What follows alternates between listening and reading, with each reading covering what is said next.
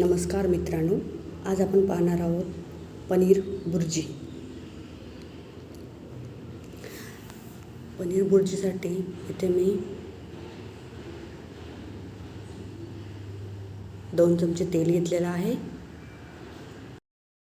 तेल चांगलं तापलं की मोहरी टाकायची, नंतर कढीपत्त्याची पाने।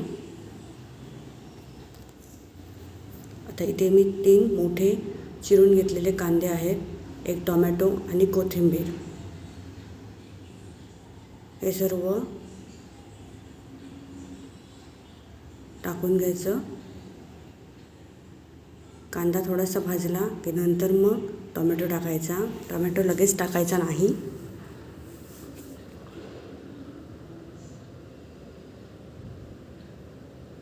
कांदा आणि टोमॅटो चांगला मऊ होण्यासाठी त्यामध्ये अर्धा चमचा किंवा 1 चमचा मीठ टाकायचं, म्हणजे कांदा आणि टोमॅटो चांगला मऊ होतो।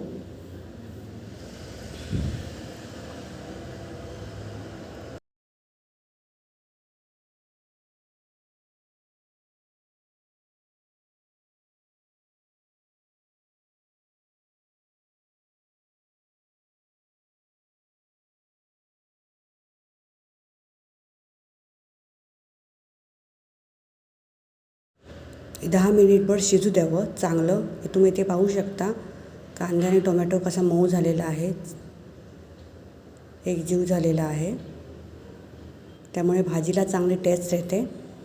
आता इथे आपण हळद घालणार आहोत। हळद अर्धा चमचा।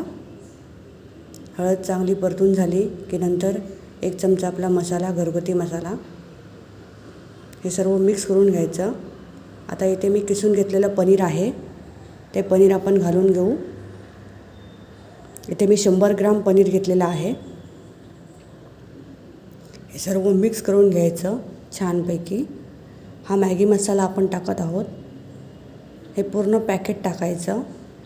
मॅगी मसाला गॅस बंद करायच्या आधी 2 मिनटं आधी टाकायचा आणि जास्त शिजू द्यायचा नाही, म्हणजे चव चांगली येते। आपली पनीर बुर्जी रेडी झालेली आहे। तुम्हाला जर आवडली असेल तर मला कमेंटमध्ये नक्कीच सांगा।